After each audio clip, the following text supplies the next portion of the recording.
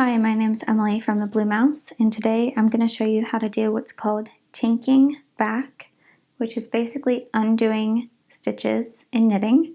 And today I'm going to show you how to do it in knitting and in purling. So here I have a little test swatch, and I'm trying to do it in moss stitch, but if you can see, I've done 3 knit stitches in a row instead of just 2. So I need to go back to the beginning of this row and work it differently. So there's a way of undoing knitting stitch by stitch instead of having to completely restart, and it's not as hard as you may think it is. So if we can just take a look at the anatomy of a knit stitch, it will be very easy to undo it. Here's the stitch that we just added that's on your needles, but the important part is the V below it. Can you see that, the 2 bars? So we have a loop on our needle, and then we have the column of stitches below it. So there's a hole underneath the stitch on your needle, which is right here, and then there's the hole in the stitch below it, which is here. So we're going to take our needle into the second one here. So not into the one that's on your needle, but the one below it. And you're just going to slide your needle in there, and then you're going to take your right hand needle out of that stitch. So just take it out, and then you can pull on the working yarn, and you just undid a stitch. So when I knit, I go into this loop here and create a new loop from it. So when you're undoing it, you want to get rid of the loop that's on your right hand needle. So to do that, we put it in the hole below. So again, not this one up here, but the one below it. So you still have that stitch on your right hand needle when you put your left hand needle into the one below it. So when you remove your right hand needle from that stitch and you pull on the working yarn, it completely unknits the stitch.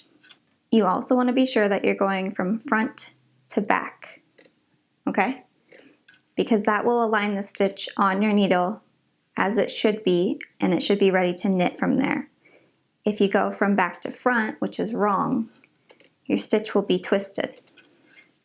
So can you see how these two lean kind of that way, and this one leans kind of the other way?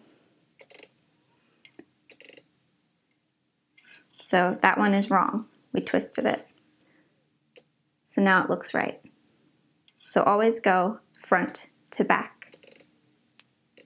And the same principle is applied to purling. So when we look at a purl stitch up close, you can see that there's the stitch on my needle, and then there's the stitch that I'm putting my finger through, okay?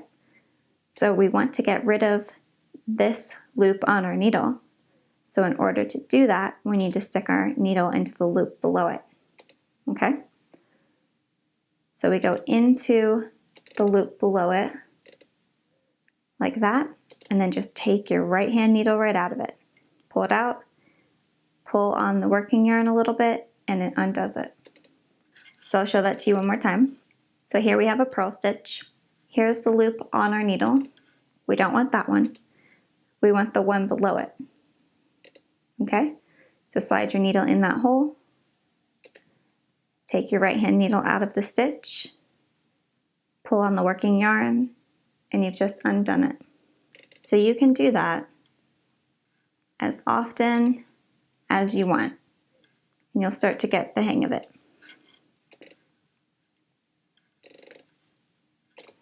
It could be helpful to put your finger behind it so that you can better see which one you're going after.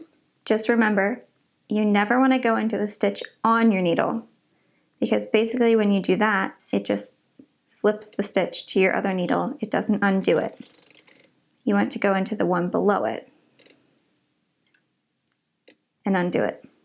And the first stitch is always a little tricky because it kind of looks like a jumbled mess, doesn't it? So when you get to the edge stitch, this is the one on my needle. I don't want that one.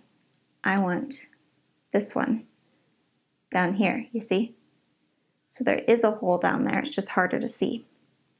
So I just go into that one and pull it through. Now this one will still have the yarn attached to it because you're working flat and you have just done this row and then turned. So an edge stitch should look normal like that. Fun fact, tink is actually knit spelled backwards. So when you tink, you unknit or you knit backwards.